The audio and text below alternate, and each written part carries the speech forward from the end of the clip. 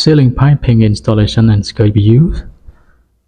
In this video, we will review the skirt and detail about the piping system for HVAC system, like ducting work and chillers piping, including the firefighting pipings.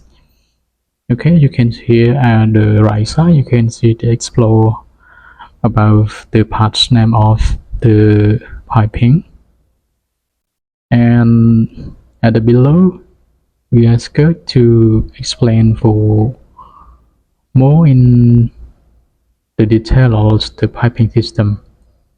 We mark at the red, yellow pie line to more easy and understand.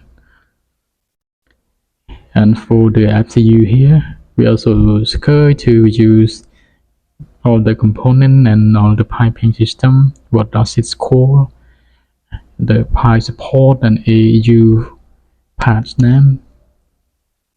We also show all the power cable and the power box.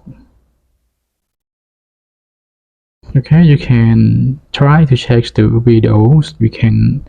We show a lot the component and the part name of all the accessories that are using at the site. This is the pressure gauge that we use it to test the pressure of our FCU.